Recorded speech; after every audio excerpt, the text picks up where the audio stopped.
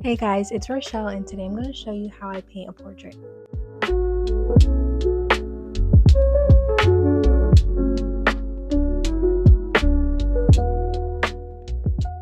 So I'm a self-taught artist. I started painting portraits in about 2019, I believe. Originally, my plan was never to paint portraits. I thought it was too hard and I didn't want to do it. But then I tried it and I loved it. I had fun. Might have been like the end of 2019. I don't remember. Yeah, not the point though. So yeah, I'm a self-taught artist. Basically all I do when I'm painting is I just wing it, let go and let God, but I'm gonna do my best to show you the process that I go through, some techniques that I found helpful, and what I've learned just from doing this over the last few years. I'm not painting anything big today, obviously. You know me by now. I'm not painting anything big, just a little 10 by 10. It's already drawn out. So yeah, I'm gonna see what happens. It's part of a new series of things that I'm working on, a little different, but also at the same time, a little similar to something that I did in 2022. Yeah. Anyways, none of this is the point. Let's get into it. These are the colors that I mixed for this portrait. I can do another video on that later, but this book, I found it at work a while back, and it's a great resource for how to mix colors for portraits. Also, a color wheel is also a great resource. I got these both at Hobby Lobby. And this pink glove I wear because I get a bit of carpal tunnel in my hand when I'm painting, so it helps. And this is the linseed oil that I use when I'm painting. It's also from Hobby Lobby, and it just makes things go on smoother, and I don't have to use as much paint. When I'm painting, I like to start from top to bottom. So I start with the forehead, then go to the eyes, nose, and mouth, and then I kind of do the hairline while I'm doing the forehead a little bit sometimes, but I go back and do the hair at the end. So this part I'm mostly figuring out where to put what color. I make a pretty wide range of colors when I'm mixing them, so I have a lot to work with. But with painting on the white, there's a bit of a contrast, so I gotta kind of feel it out in the beginning, which I guess is why people would do it underpainting. Understandably so, but I personally hate doing that. I like to be able to see the contrast when I'm painting, and my eyes and my brain get a little confused when I have an underpainting because I feel like I can't see. It's a personal problem, but it really just whatever works for you is what you should do. So I mentioned how I like to paint from top to bottom, so doing the eyes, the nose, the mouth, and the neck, and then going back into the hair. But when you're doing this, you still want to make sure that you're going from dark to light with your colors. So starting with the dark colors and go into the light so your colors aren't getting muddy. Now I use linseed oil when I'm oil painting so that it thins the paint a little bit, so it dries a teeny bit faster and makes it a lot smoother to go on. And the reason it dries faster is because it's not so thick of a layer of paint that you're using. I try not to thin it too much because I only paint in single layers, which, fun fact, I paint in single layers. I don't like to do more than that. I'm an impatient artist. That's only part of it though, but whatever. If I thin the paint too much, then you'll be able to see the pencil through it, and then I have to go and do more layers, and that's more work for me, and I don't want to do that. Now, one of my least favorite things about painting is that it looks ugly before it gets pretty. There's always an ugly stage, and that's basically where we're at, because right now it looks really confusing, but you just have to work with it and then it'll be fine. A lot of blending later, and now we're done the forehead. I know I do the hair last, but I usually, when there's a little bit of hair coming off in the front, I like to go in and just do those little wispies a little bit. This part right here though, it's the shadow of the hair. Let me make this a little bit thicker. And then that open space is just the regular skin shade.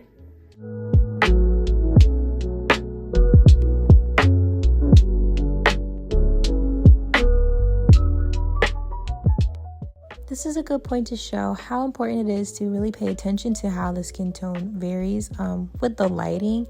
So with this particular spot in like the shadow or highlight area between the hair, like where it's a little wispy and like her actual hair, it starts from the light shade at the bottom and then goes a little darker towards the top. So you got to really look at things like that. I'm going into the nose a little bit now. I usually kind of do like the top of the bridge of the nose before I get into the eyes, just so that I'm able to just blend them into each other pretty seamlessly early on and not have to worry about anything like that. I'm going to take a moment to say, I know my brush work isn't that smooth, but like, I don't want criticism. I'm not here for that. I'm just having fun, and this works for me, and I like doing it this way, so leave me alone. Now, I know I said that I usually work from dark to light when it comes to the colors, but with the nose I did it opposite, and I worked from light to dark, and it was fine. So honestly, I've told you I'm just winging it, but this is just how I did it. Mixing a lot of transitional shades helps a lot with this, but we're just gonna blend it all together. Moving on to the eye now, I started a similar way to the nose, the bridge of the nose, and I started with the highlight shade in the corner, like at the brow bone. Then I just worked my way out, adding a little bit of darker colors and blending my way into the bridge of the nose. This again is another reason why mixing a lot of transitional shades is really helpful when you're painting portraits. It really does help the colors not get muddy when you're doing some really heavy blending. It keeps your blending to like a softer, light minimum, so you're really not having to do anything too crazy and kind of making your colors really muddy. I go into the eyebrow before finishing the rest of the eye. I fill in the skin tone color and then go over top with a frayed brush and do a little bit of a darker shade. Then I go a little bit darker with a detailed brush and shape it up, adding some hairs. And then I go with my darkest shade, which is the actual color of the hair for the eyebrows, and finish putting in all the little hairs individually with my detail brush. Next, we're going into the crease of the eyelid and just finishing the whole eyelid off. I lay out the colors of the crease, so I start with the darker shade in this particular point in the eye. I start with the dark and then go in a little bit lighter as I go down the eyelid, and then I kind of bring in a little bit of a lighter shade over top of the crease color just to blend it in a little bit smoother. But yeah, that's kind of what's happening here, just blending in those transitional shades into each other and creating a seamless crease. Then when I go to the eyelash line, I don't like to do like a black. I like to go in with a bit of a dark brown and then blend it into the eyelid. I'll go a little bit darker later. Now in this particular portrait, the woman that I'm painting is crying, so I'm going to make her eyes a little bit red. So I'm not using white for the eyeballs because eyeballs are not actually white. They're got a little bit of grays and blues in them, but this time I'm making it a little bit pink and red, especially in the inner corners, so that we really get the point that she's crying. Your darkest shade is going to go in the outer corner, in the inner corner of the eye, and it really adds a lot of depth to it. This is the point where I add a little bit of a really dark, almost black brown to the eyelash line, giving it a little bit of eyeliner, but kind of subtle. For the same reason of her crying, the bottom waterline I made it's light, but it's a little bit pinky, and then underneath of it, it's a little bit pink, and then going back in the corner of the eye, adding a little bit of dark to give it that contrast and that dimension. The eyes are another point where you really want to pay attention to what the colors and the lighting is doing, because it could get a little wonky if you get kind of confused and messed up. But to note, on the outsides of your pupil, they're going to be a little bit darker, so I'm adding a dark color. Her eyes are brown in this portrait, so adding a darker color to the outside and adding in the pupil. Just make sure you blend that out really well so it doesn't look crazy and she end up with crazy eyes. I think once you get into the eyes, that's really where your portrait starts to kind of take shape and it doesn't look so crazy anymore. We're doing this in a pinkish red shade again because she's crying, so right under the eye we're making a little bit of a bag, so right under her waterline and a little bit curved under, you put your darkest shade and then goes light in the middle. So when you're doing a part of the face that's raised, so like an eye bag, or right now what we're doing is the cheek, you want it to be lightest in the center and then go to dark on the outside, so that way it kind of looks like a bump, for a lack of a better word. So you'll see as it's happening, I started with the highlight on the inside and then worked my way out to get a little bit darker, especially going into the bridge of the nose, back into that, and then under the eye bag. You'll see that it gets a little bit darker.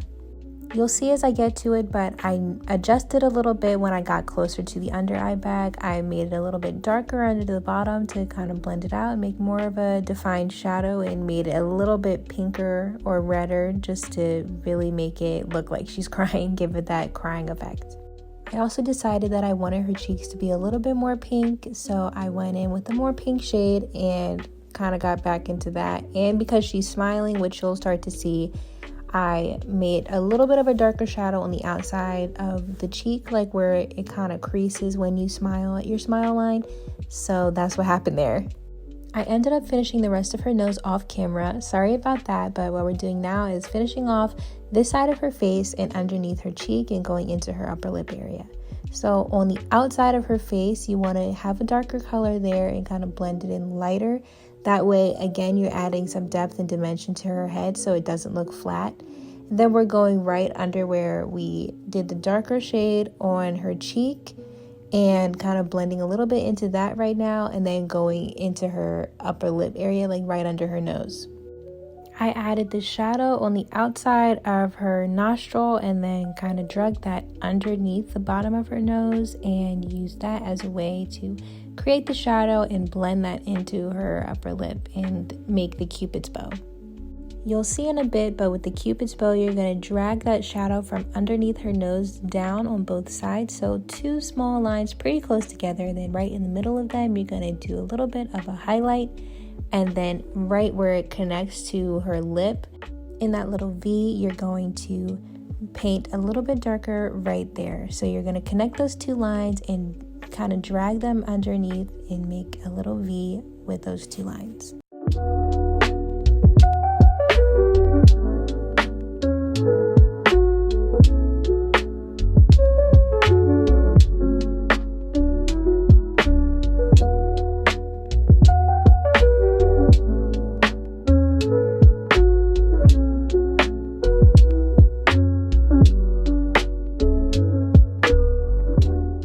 Now we're getting into the lashes just to finish this eye off.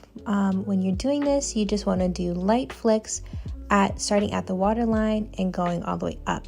So on the right side, so on the side towards her nose, you're going to flick them towards the nose, and then on the outer corner, you're going to flick them outwards towards the hair, and in the middle, you're going to try to go a little bit more straight up. For her eye, I want to do more of a cat eye, so I'm going to do them a little bit longer, a little more full on the outer corner. Now I'm going in, just adding some highlights around her eye with a little bit of white, just to make them look like they're glistening a little bit, because again, she's supposed to be crying in this, so we really want them to look like they're shining. Then back again with her bottom lashes, same deal, starting at the waterline. Just this time you want to have a little bit less paint on your brush because you don't want it to be too harsh and they look unnatural. So I painted a tear falling from her eye. I didn't get to show too much of it because my phone died while I was recording, but basically on the 2 outsides, you want to have a shadow shade, so a little bit of a darker color, and then on one side, you're going to go in with a bit of white or a really light highlight shade, and then it's going to look like a tear. But this is how the portrait looks so far. I'll go in and finish her neck and her hair, and then you'll see the finished piece on my Instagram. Let me know what you want to see next. Thanks for watching.